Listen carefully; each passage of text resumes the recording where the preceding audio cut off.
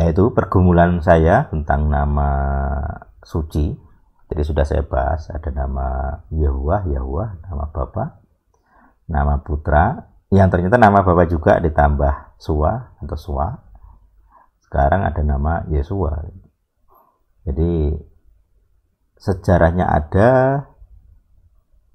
orang bisa memutuskan sendiri, dia ikut aliran Isra, ikut aliran Sadok, atau akan seperti El Sadik. Nah itu kalau saya sendiri tidak terlalu semangat membuat aturan yang kaku, karena memang tidak bisa gitu ya.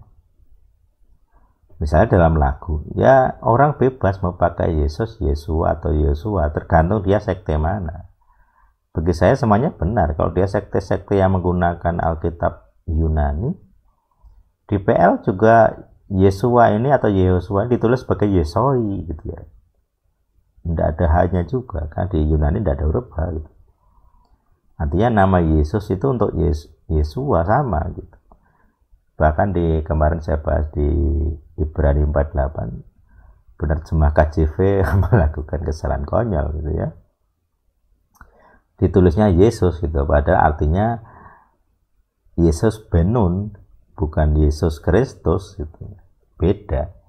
Cuman karena namanya sama di Yunani, sama-sama Yesus, mereka mengira dalam PB itu ya ditulis Yesus. Makanya saya tidak senang ketika dalam satu kitab edisi yang sama, dia melakukan dua nama yang berbeda gitu ya. Yesua ben Nun dia tulis Yosua, sedangkan Yesus Kristus dia tuliskan Yesus. Jadi ketika Sang Masias Juru Selamat dituliskan sebagai Yesus, terus Yosua ben Nun itu dituliskan sebagai Yosua, itu menimbulkan persepsi bahwa mereka itu dua nama yang berbeda. Padahal sama, jadi ini kesesatan ya, menghasilkan kesesatan. Makanya tanggung jawab para penerjemah itu ya besar sekali dampaknya. Nah, sekarang saya atau El Sadik harus memperbaiki kerusakan-kerusakan atau dosa-dosa para penerjemah gitu. Ketika saya membahas Yesua atau Yesua sama dengan Yesus, orang protes. Karena memang di Alkitab ya umum itu dibedakan gitu ya. Ini pergumulan gitu. Makanya ya tadi, apa gunanya saya buka ini ke publik? Tapi ternyata ya sepertinya tetap harus dibuka ke publik. Entah seberapa banyak orang akan mendengar gitu kan. Tapi intinya adalah silakan putuskan sendiri batasan-batasannya. Kapan kamu nyebut Yesus, kapan nyebut Yesua, kapan nyebut Yeho-nya diperjelas. Itu ada konteksnya masing-masing, ada kepentingannya. Kalau saya ngajarkan nama ya harus saya sebut gitu ya. Tapi kalau di luar ini biasanya jarang sekali. Karena nggak ada gunanya juga. Ngapain? Kalau saya nyebut berdoa misalnya ya di publik ya Yesus saja.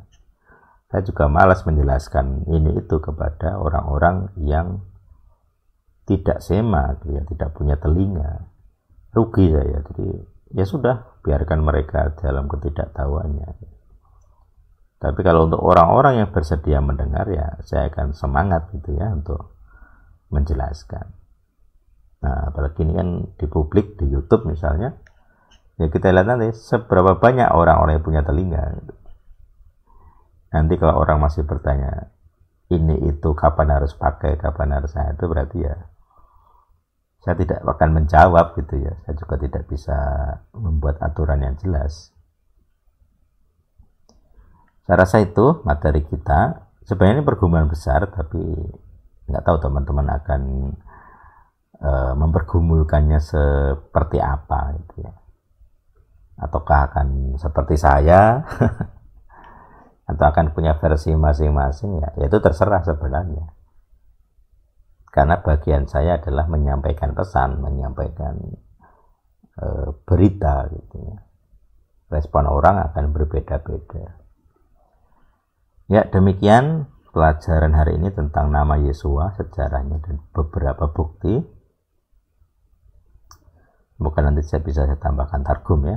Tapi saya rasa sebenarnya dari sini sudah cukup gitu, sebagai awal atau sebagai dasar saya harus bersikap apa kepada nama ini, nama Yesua ini gitu ya.